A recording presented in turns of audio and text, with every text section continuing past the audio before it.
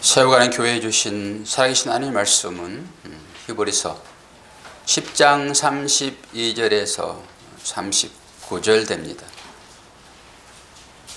오늘 이제 10장 마지막 절이 됩니다. 우리 한 절씩 교독하겠습니다. 전날에 너희가 빛을 받은 후에 고난의 큰 싸움을 견뎌낸 것을 생각하라. 혹은 비방과 반란으로서 사람에게 부정거리가 되고 혹은 이런 형편에 있는 자들과 사랑하는 자가 되었으니 너희도 갇힌 자를 동정하고 너희 소유를 빼앗기는 것도 기쁘게 당한 것은 더 낫고 영구한 소유가 있는 줄 알미라. 그러므로 너희 담대함을 본심하라. 이것이 큰 상을 얻게 하느니라. 너희에게 인내가 필요함은 너희가 하나님의 뜻을 행한 후에 약속하신 것을 받기 위함이라. 지체하지 아니하시리라. 나의 의인은 믿음으로 말미암아 살리라. 또한 뒤로 물러가면 내 마음이 그를 기뻐하지 아니하리라 하셨느니라. 우리는 뒤로 물러가 멸망할 자가 아니요 오직 영혼을 구원함에서는 믿음을 가진 자니라. 아멘. 오늘의 말씀의 제목은 구원에 이르게 하는 환난. 처음에는 환난의 길 이렇게 제목을 정했다가 여러분들을 겁박하는 것 같아서 앞에다 구원을 넣습니다. 구원에 이르게 하는 환난. 이러면 조금 더 부드럽지요. 하나님께서 자기 백성들에게 이 땅 가운데 살면서 너희들은 부드러운 길, 좋은 길, 편한 길 갈 것이다 약속하지 않으셨습니다. 오히려 하나님 나라에 들어가려면 많은 환난을 겪어야 할 것이다 라고 사도행전 14장 22절에서 말씀해 주고 있습니다. 왜 우리는 환난의 길을 걸어가야 할까요? 그것은 죄 때문입니다.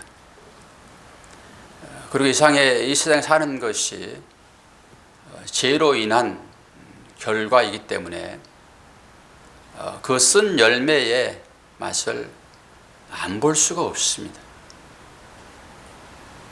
그러면은 여러분은 앞으로 닥쳐질 환난이 어떤 것인가 이거 먼저 겁나잖아요. 저도 목회를 일찍부터 하고 싶었습니다.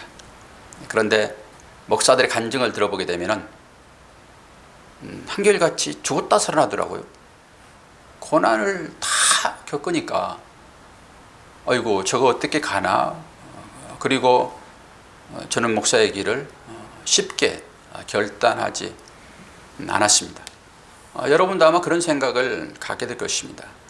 모든 믿는 사람들은 환난을 거쳐서 구원에 이르니까 아이고 그 환난 무서워서 어떻게 하나 이런 생각을 가질 것이다 라고 생각을 하니까 제 마음이 영 불편해요.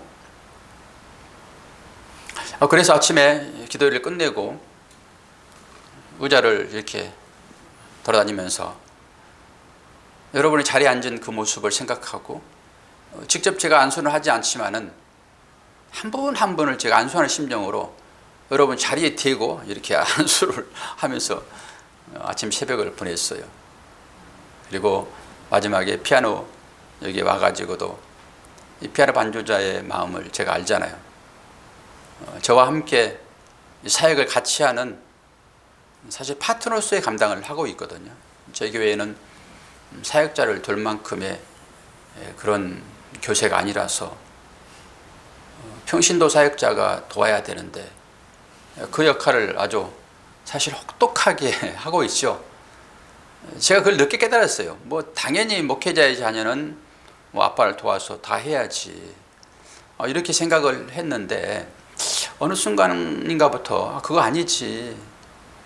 이거는 나를 돕는 것이지. 자녀니까 당연히 해야 할 것이다.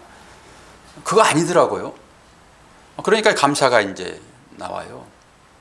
여러분들이 교회에 다양한 사역을 지금 감당하고 계시잖아요. 여러분이 작은 그 일들을 하는 것은 성사역입니다. 아이들을 맞이하는 것, 성도들을 맞이하는 것, 안내하고 인사하는 것, 주보 나눠주는 것, 그리고 주방 봉사하고, 이 모든 것들이 이게 성역이거든요. 거룩한 일이란 말입니다.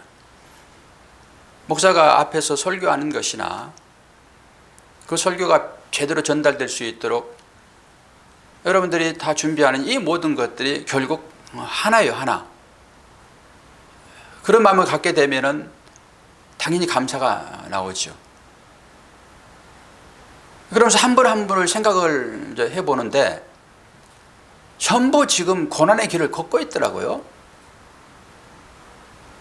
여러분은 이 구원에 이르게 하는 환난의 길, 그러니까 구원을 받으려고 그러면 당연히 환난의 길을 걸으라고 얘기를 하는데 앞으로 얼마나 큰 환난이 우리한테 있을 것인가 이렇게 생각하고 계시는데요. 우리는 지금 환난의 과정을 겪고 있습니다. 하나님은 통일되게 똑같은 방법으로 찾아오지 않으세요. 각자에게 다양한 방법으로 터치하고 계시다고요. 그리고 우리가 살아가고 있는 이 형태가 지금 여러분 성도들의 속 내부를 들어가서 보게 되면 전부 환난입니다. 겉으로 보기에 그냥 다 나와서 편안하게 예배를 드리고 있는 것 같지만은 한 분 한 분의 삶을 보게 되면 전부 환난 가운데 있어요. 이게 구원에 이르게 하는 환난입니다, 여러분. 환난 그러니까 너무 무서워하지 마세요. 그럴까 봐서 제가 겁난다니까요. 우리는 환난의 기간을 겪고 있어요. 그리고 이 마지막 이 고난과 이 환난의 끝이 어떻게 종결되지요? 죄의 싹은 사망인 것이잖아요. 사망으로 끝납니다. 그러니까 무슨 더 큰 환난이 우리한테 임할 것인데 이거 어떻게 하지? 이런 염려 전혀 하지 마세요. 그리고 앞으로 어떤 어려움이 다가온다 할지라도 이것은 구원에 이르게 하는 방편으로 우리에게 주어진 것이지 이게 하나님의 저주가 아니다. 이렇게 보시라고요.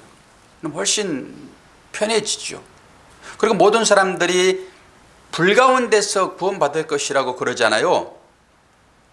그러니까 심판 가운데서 구원받을 것이라 이렇게 생각하는 사람도 있어요. 당연히 그러죠.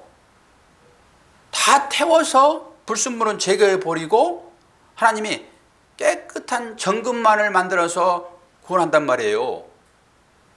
근데 지금 사람의 끝이 죽음인데 옛날에는 거의 매장을 했습니다.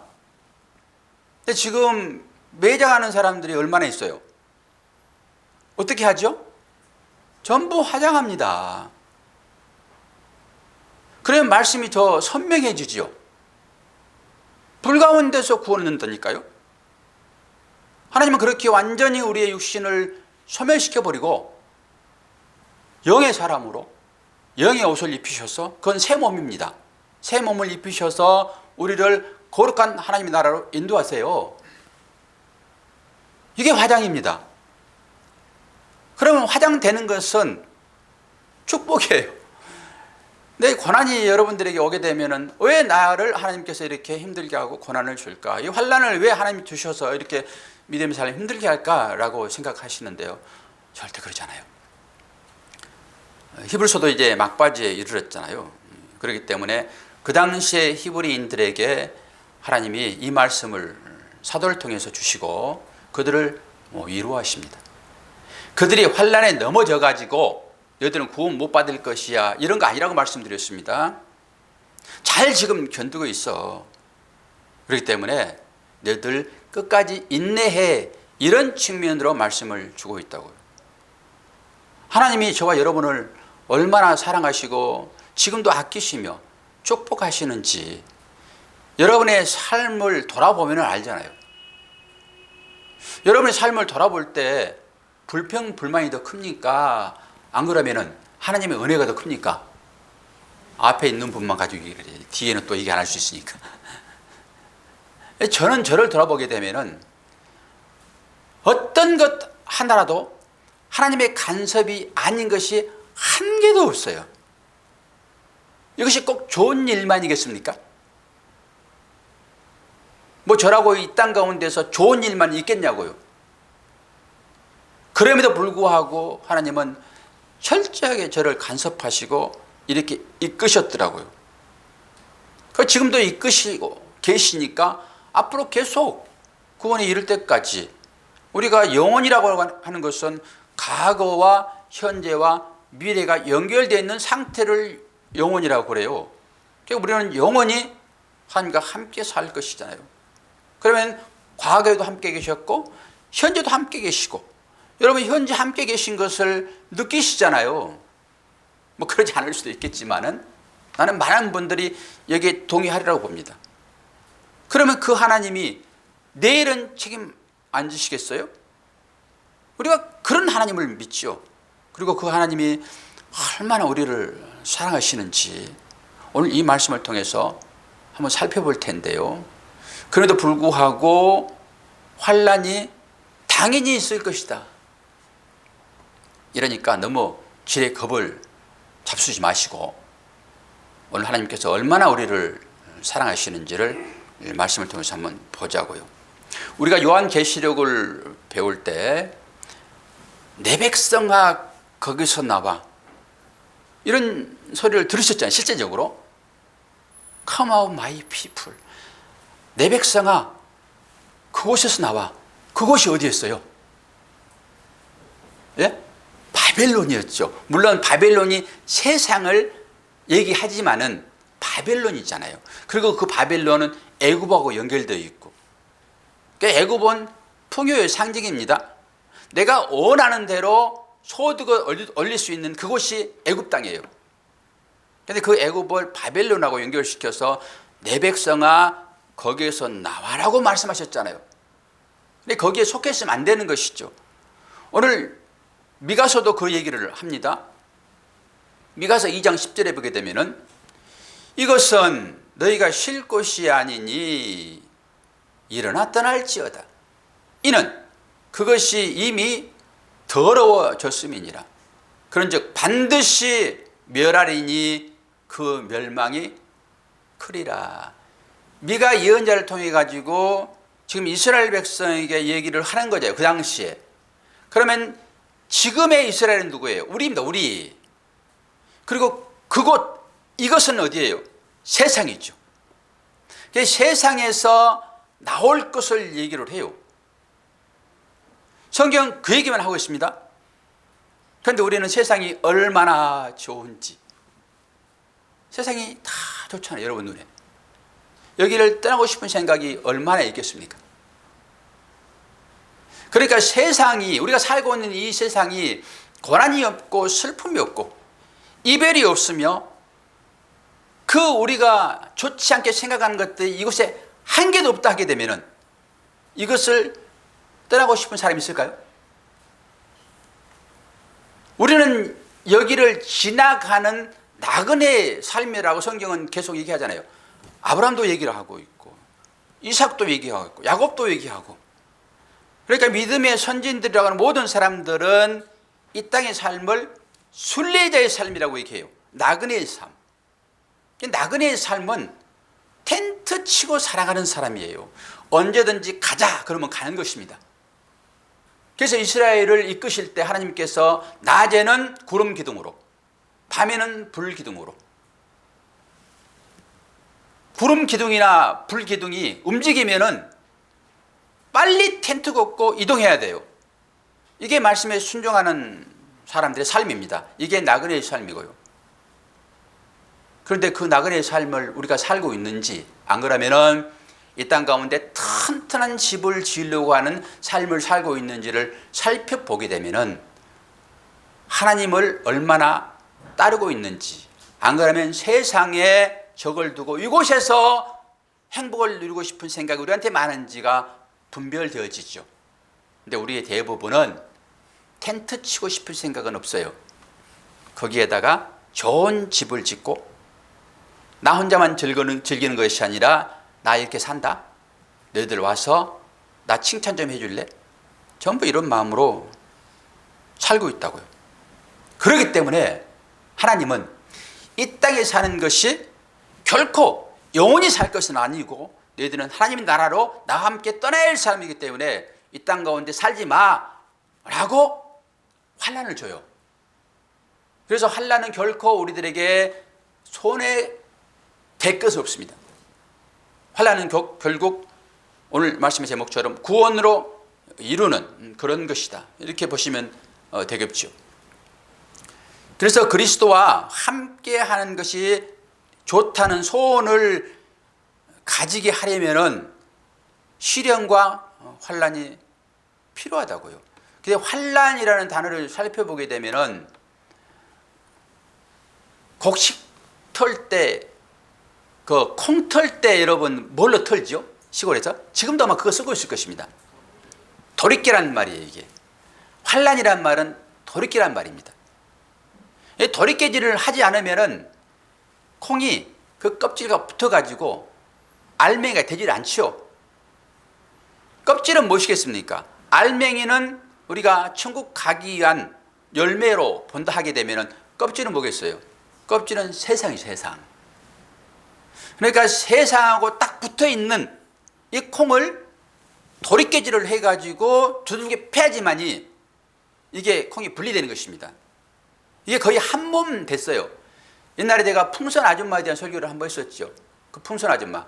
그 사람이 가수였는데 하도 복톡스로 많이 맞아가지고 그게 성형 중독이 된 거예요. 그래서 돈 떨어지니까 콩기름을 넣어가지고 계속 자기가 맞은 거예요. 그게 부작용 때문에 완전히 이게 이래 됐잖아요. 여러분 인터넷 한번 쳐보십시오. 풍선 아줌마 가수. 몇 번 수술해가지고 좀 좋아지긴 했지만 아마 그 사람 죽었다고 그러더라고요. 그 수술할 때 이게 수술이 제일 어려운 것이 그거 이제 기름하고 원래 살하고 그거 구분해야 되니까 그게 어려웠어요. 이게. 딱 그겁니다. 이게 우리가 껍질 같은 세상과 그 하나님 나라에 가기 위한 열매를 분리를 해야 되는데 그 분리하는 방법이 도리깨질이라니까요. 성경은 이것을 환난이라고 그래요. 환난. 그 맞을 때 얼마나 아프겠습니까? 실제 사실 아픔이 우리한테 있지요. 우리가 실제 그러지 않습니까? 그러니까 왜 하나님께서 우리를 구분하려고 그래요? 너희는 껍질과 붙어서는 안 돼. 즉 껍질은 세상이니까 세상과 붙어서는 안 돼. 너희들은 알곡이거든. 너희들 내가 추수 때 오른쪽 창고에 너희들은 뭐가 들어야 되는데 계속 껍질하고 같이 붙어있으면 어떡해? 그러니까 도리깨질을 하는 것입니다. 이게 환난이라고요. 그러니까 환난은 당연히 구원으로 인도하는 것이 되겠죠. 그래서 우리의 삶 가운데도 우리의 삶이라 하게 되면 영적인 삶이잖아요. 영적인 삶. 근데 영적인 삶 가운데 이게 육체적인 것이 얼마나 많이 섞여 있어요. 그럼 육체적인 것은 무엇일까요? 자신의 총명, 자신이 가지고 있는 의지, 육체적 지혜, 이런 것이 육체입니다. 그래서 하나님께서는 천한 것에서 귀한 것을 취하시고 정금에서 찢기를 제거하기 위하여 풀무불에 담금질을 하는 거예요. 이게 성도의 삶입니다.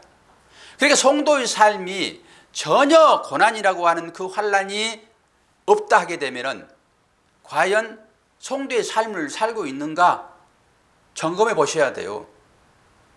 성도라고 하는 사람들은 세상에 보내준 사람들이기 때문에 당연히 하나님께서 환난을 통해 가지고 그 세상에서 구분해 내시는 것입니다. 이게 거룩이에요. 그래서 내가 거룩하니 하나님께서 너희도 거룩하라 이렇게 말씀을 해버리죠.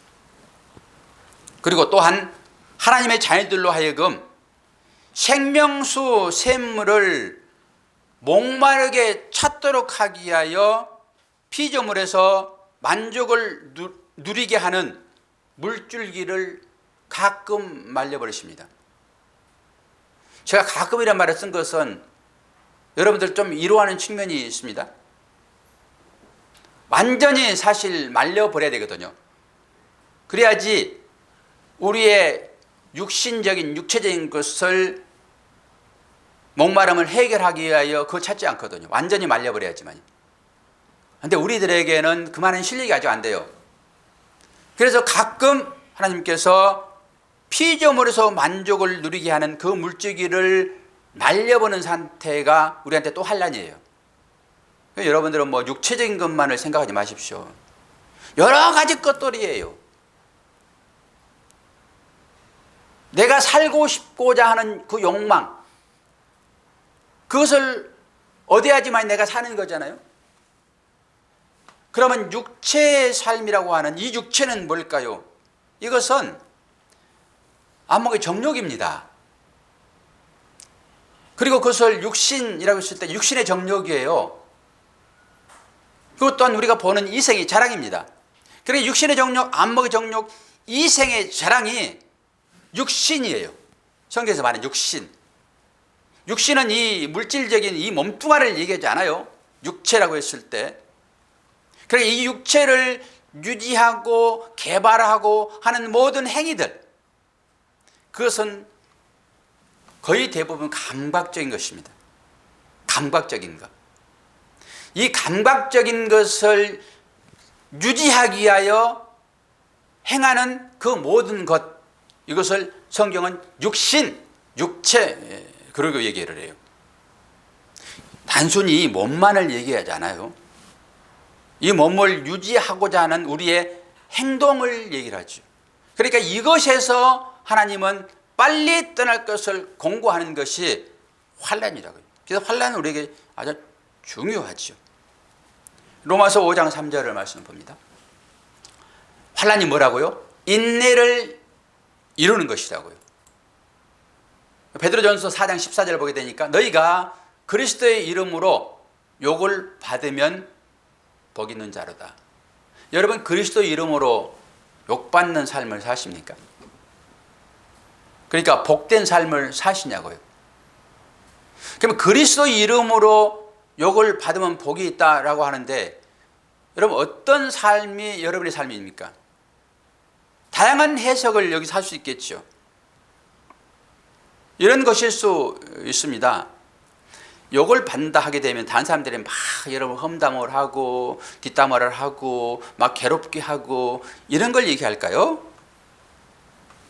저는 그 이면의 것으로 생각해 봤습니다. 욕 받는다 이러는 것은 내가 예수 때문에 나를 절제하는 삶이에요. 육신의 삶이라고 하는 것은 나를 즐겁게 하는 것입니다. 결국 나를 즐겁게 한다라고 하는 것은 이웃이 나를 즐겁게 해주는 삶으로 나와야 돼요. 그러니까 나를 즐겁게 해주지 않는 내 이웃은 나에게 원수가 되죠. 맞습니까? 나를 즐겁게 해주지 않으면 그 사람을 배척해요. 이게 모든 죄된 인간의 특성입니다. 그러나 나를 즐겁게 하지 아니하고 이웃을 즐거움으로 주게 되면은 내가 손해를 보잖아요. 이게 그리스도를 위하여 욕을 받는 것입니다. 이런 사람은 뭐라고요? 복되다고요. 그냥 내 마음대로 살아버리는 것이 과연 자유인가? 그건 여러분 생각해 보셔야 돼요. 하나 더 있습니다. 데살로니가전서 3장 3절. 아무도 이 여러 환난 중에 흔들리지 않게 하려 함이라. 우리가 이것을 위하여 시험을 받은 줄을 너희가 친히 알리라. 앞서 믿음의 길을 걸어간 믿음의 선진들입니다. 여기에서는 사도 바울을 얘기하겠죠. 사도 바울. 그러니까 우리가 목회자로 이렇게 부름을 받은 것은 환난을 당한 그런 성도들에게 흔들리지 않도록 말씀으로 못을 박는 것입니다. 사도 바울이 지금 그 일을 하려고 부름받았다 이렇게 얘기를 하죠. 하나님은 모든 사람들에게 똑같은 것으로 찾아오지 않으세요. 하나님은 우리를 끝까지 지키십니다. 32절 말씀을 한번 봅니다. 오늘 말씀이죠. 전날에 너희가 빛을 받은 후에 고난의 큰 싸움을 견뎌낸 것을 생각하라. 견뎌낸 것입니다. 여기 저 잘못 썼는데 이게 무슨 말입니까? 빛을 받은 후에, 그러니까 예전의 삶에서 예수 그리스도를 믿겠다라고 한 삶이겠죠. 빛을 받은 삶이니까. 여기서 빛은 예수 그리스도였죠. 그러면은 당연히 그 다음에 뭐가 온다고요? 고난이 온다라고 하는 거예요. 그런데 우리가 생각하는 믿음이라고 하는 것은 고난이 찾아왔을 때 그 고난을 없애는 그분이 우리의 주님으로 여러분 믿고 따라오셨잖아요. 저도 그렇고 여러분도 그렇게 오셨죠. 하나님은 대부분의 사람들을 그러한 방법으로 초대하세요. 왜? 우리가 약하니까. 처음부터 예수 믿게 되면은 고난이 찾아올 것이다. 그런 믿을 사람은 한 사람도 없을 것입니다. 이게 그 얘기입니다, 이게. 그렇게 얘기를 해서 데려다 앉혀놓고 예수 믿는 것은 이런 것이야 라고 얘기하는 거예요. 여러분들에게 지금 제가 얘기하듯이 우리는 그런 실력이 안 된다니까요. 그런데 성경은 전부 다 빛을 받은 후에는 고난이 있을 것이다, 이 얘기를 해요. 이슬 씨는 이런 얘기 듣고도 계속 예수를 믿겠습니까? 생각해 보겠습니까? 눈동자가 흔들리는 것은 아직까지 각오가 안 돼 있다는 거예요. 그럼에도 불구하고 하나님은 생각을 바꾸게 할 거예요. 괜히 여기 오게 한 게 아니에요. 처음부터 믿음의 고백을 하는 사람이 어디 있습니까? 말씀을 듣다 보게 되면 진리 인식이 생기세요. 그러니까 여러분 가운데 진리 인식이 생기지 않으면 우리는 항상 실족합니다. 진리 인식은 뭘까요? 주는 그리스도시요 살아계신 하나님 아들이십니다. 내 삶이 이대로 가게 되면 나는 멸망받을 수밖에 없군요. 그런데 어떻게 나를 구원하셨나요? 오직 주님만이 나의 삶의 전부입니다. 이 고백을 하게 된다니까요. 이게 진리 인식이에요. 진리 인식은 곧 예수 인식이죠. 예수가 누구인지. 그런데 예수가 누구인지를 알려고 그러면 하나님이 어떤 분인지를 알아야 되고, 하나님이 어떤 분인지를 알게 되면 내가 누구인지를 알아요. 내가 누구인지를 알아야지 예수를 찾게 돼 있어요. 나의 정체성을 알려고 그러면 하나님을 통하지 않고서는 전혀 알 수 없습니다. 그러니까 세상 모든 사람들이 내가 누구인지도 모르고 이 땅의 것으로 만족감을 찾기 위하여 살아가요. 시사적인 얘기를 한번 하고 넘어가야 될 것 같아요. 제가 설교 시간에는 이 시사적인 얘기를 잘 안 하는데 이게 좀 심각하게 지금 되고 있는 것이 진영의 논리로 나라가 완전히 반토막, 절반으로 지금 깨져 있잖아요. 옛날에는 목사들끼리는 잘 나눠지지 않았습니다. 그런데 지금은 목사들도 다 나눠지고 있습니다. 저희 동기들도 지금 나눠지고 있거든요. 이게 마지막 때가 아닌가? 저 환상을 통해 가지고 주님이 속죄를 말씀하셨잖아요. 그리고 을 하나. 여러분 내일 주님이 오실지를 여러분 어떻게 아십니까? 내일 주님이 오신다 생각하게 되면 오늘 여러분 편하게 잠들 수 있습니까? 오늘 여러분 삶을 정리하셔야 돼요. 내일 주님이 오신다고 그러게 돼요. 나는 무슨 예수님이 무슨 내일 오실 거야? 이러니까 편안한 거예요. 이 정말 의식이 전혀 없죠. 그 당시에 히브리 사람들도 그랬단 말이에요. 빨리 올 것 생각했어요. 그런데 안 오니까 이게 이 사람들 혼돈이 생기는 거예요. 왜 안 오지 빨리? 재산 다 바쳐버렸는데 나 몸을 얻고 살아. 지금 완전히 쪼개졌습니다. 제가 지금 묵상을 하면서 이걸 어떻게 이걸 해석해야 되나. 제가 늘 여러분들한테 이런 제시를 했죠. 여러분의 삶을 하나하나 살펴보십시오. 그러면 하나님의 사인이 거기에 들어있습니다. 그리고 그것이 말씀이세요. 여러분 성경이 진리인 것은 확실합니다. 그러나 이 문자가 하나님을 100% 말하지 않아요. 성경이 진리인 건 확실하지만은 이 문자가 하나님을 100% 말하지 않는다고요. 여기에 구원이 있다고 여러분 생각하십니까? 물론 있죠.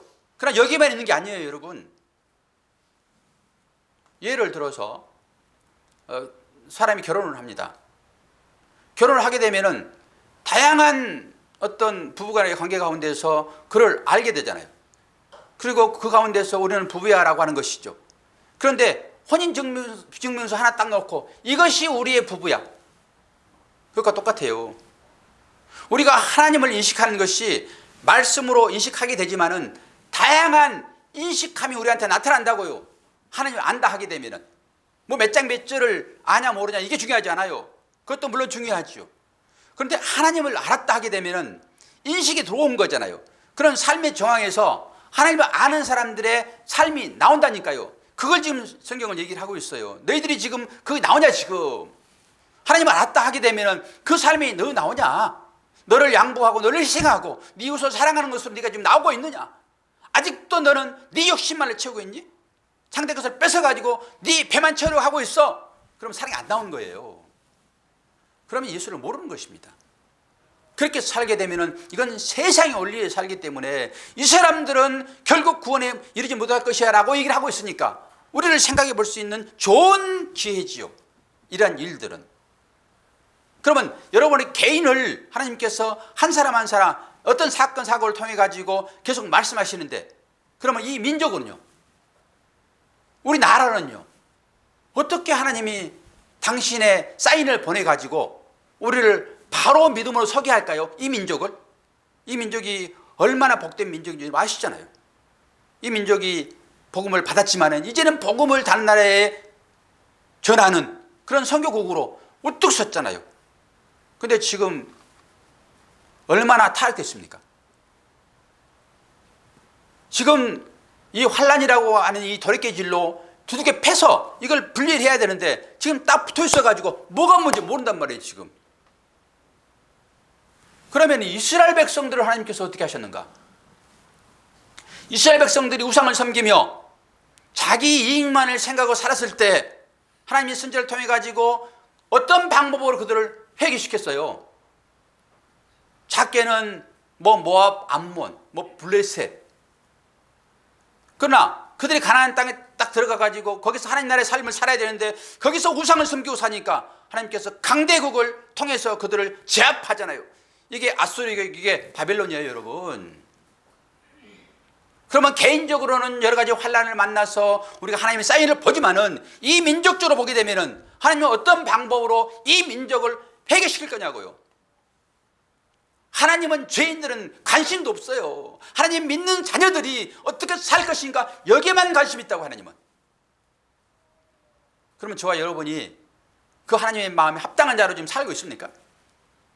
이게 완전히 엉켜져 있어가지고 이게 뭐 살인지 뭔지를 저는 모르잖아요 지금. 이게 영인지 육인지 모르는 상황으로 지금 우리가 살고 있잖아요 지금. 하나님 이제 분리를 해야 되는데 하나님 나라의 창고로 우리를 드려야 되니까 지금 도리깨질을 하는데 이 도리깨질이 뭐겠습니까? 이 국가적으로 보게 되면은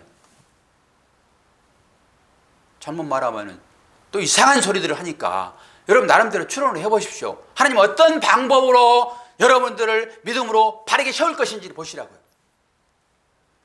그걸 보지 않고 양 진영으로 날아가지고 목사들이 한쪽에서는 태극기 들고 데모를 하고 대통령을 뭐 하야하라고 그러고 그리고 거기에 참여하지 않으면은 당신은 싹군 목사요, 당신은 목사입니다. 이러고. 그러니까 이런 큰 것을 여러분의 그림으로 가지고 이것을 보셔야지 내가 어떻게 나올 것인지를 알죠. 아예 태극기를 들 수도 있고 안 갈 수도 있고 하는 것이지. 그거 해야지만이 옳은 것이고 안 하면 비굴한 것이고 또 안 하는 사람들은 왜 그러니라고 그거 가지고 또 책망해요. 그러고 완전히 지금 두 조각 났잖아요 지금. 하나님은 그걸 원하실까요? 우리 믿는 사람들에게. 그 시대를 여러분들이 이제는 좀 볼 수 있어야 돼요. 저도 헷갈린 경우가 참 많이 있습니다. 어떤 것이 바른지 이 어떤 힘의 논리로 가다 보니까 이 소수의 의견들이 이게 맞는 것인지 참 분별하기 어려울 때가 많이 있어요. 제가 주장을 하고 있으나 이게 맞는 것인지 데모를 같이 해야 되냐. 그러나 저는 그 반대편에 서 있기를 바라요. 데모할 수도 있죠. 그러나 이걸 알고 하셔야 한다고요. 무조건 깨부셔서 박살 내는 것이 바른 것인지는 보셔야 된다고요. 하나님은 바벨론, 아수르 싹 제거했습니다. 그들이 지금 남아있습니까? 로마가 남아있습니까 지금? 그건 전부 다 하나님의 자녀들이 믿음으로 바로 설 수 있도록 도구로 사용하는 막대기였을 뿐이라고요.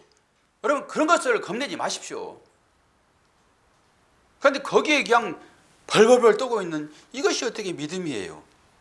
그런 걸 통해서 하나님은 자녀들을 바로 세운다고요. 좌로나 우로나 치우치지 않도록.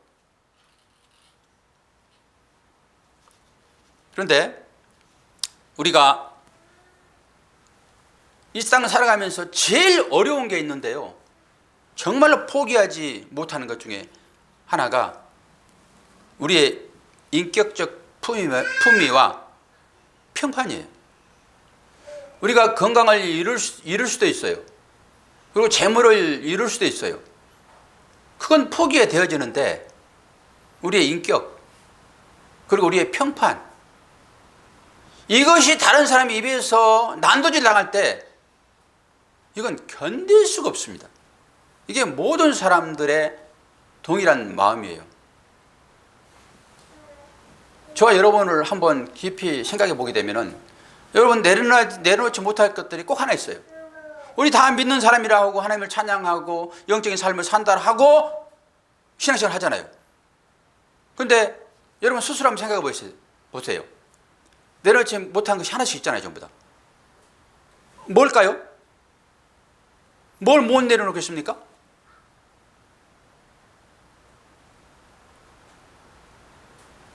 자입니다. 자. 다 참을 수 있다니까요. 그런데 자존심, 이거 건드리면 여지 없어요. 여지 없습니다. 그러면은 하나님의 사람이라고 했는데 누군가로부터 그런 공격을 당하게 되면은 완전히 확 뒤집어져 버려요. 그리고 믿음이 한 개도 없는 사람처럼 돼버려요. 우리 2019년도에 세관인 교회 표가 뭐죠? 그런데 들을 때는 엄청 우리가 은혜가 되잖아요. 그렇지. 그러면 문제가 전혀 없지. 귀가 호강하지 않아요? 근데 실제로 버러지 취급을 딱 당하니까 어때요? 완전히 올라오죠. 말씀은 기가 막히게 좋았는데 실제로 그런 일을 당하게 되니까 내가 견딜 수가 없어요. 이게 자존심이에요. 이게 자아입니다. 이게 평판입니다. 그럼 이것을 이길 수 있는 방법이 하나 딱 있는데, 여러분 다시 한번 다짐을 하면서 그 방법을 알고 싶으세요? 아니요, 해보니까 안 됐디다, 그리고 그대로 살래요 라고 사실 것입니까? 다시 알고 싶죠? 그러면은 사도 바울의 고백을 하십시오. 사도 바울도 계속 그것들 때문에 힘들었는데 사도 바울이 자신을 뭘로 여긴지 아십니까?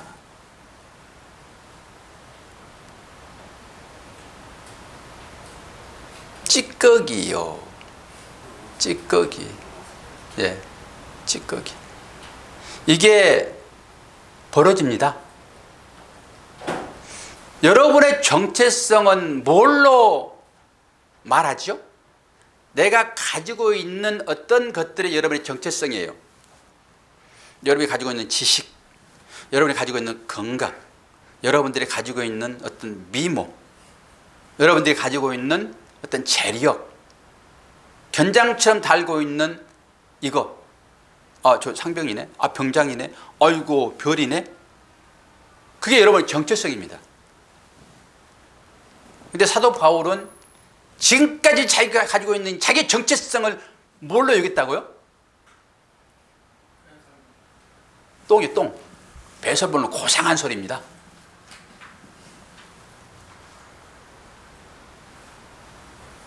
이게 찌꺼기입니다. 이런 인식이 나한테 완전하게 들어올 때만 세상 것을 이길 수 있어요. 그런데 여러분 다 믿음의 고백을 하고 나는 언제든지 하나님 부르시면 가겠습니다라고 하는 믿음의 고백을 하고 나는 내가 가지고 있는 것을 다 이웃에게 주는 하나님 나라의 삶을 삽니다라고 실제 얘기하지만은 여러분 찌꺼기를 하게 되면 기분 나쁘잖아요. 그 인식이 우리를 하나님 나라의 백성으로 바르게 세워줘요.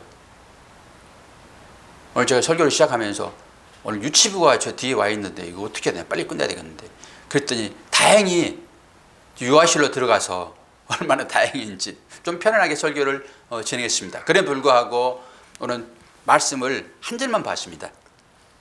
다음 주간에 이 말씀을 이어서 설교를 진행할 텐데요. 여러분, 환난은 우리를 구원으로 이르게 하는 도구인 것이다 생각을 하고, 여러분 어떤 가운데서도 하나님은 여러분을 버리지 않으시고 지키시고 하는 것이 오후 예배 때 말씀으로 다시 한번 증거되어질 것입니다. 여러분 그 보호 가운데 있다라고 한 것만 정확하게 기억하세요. 그렇게 기억하시고 하나님의 인도하심과 위로하심을 경험하는 풍성한 삶이 되지 축원합니다. 기도하겠습니다. 하나님 아버지 감사합니다.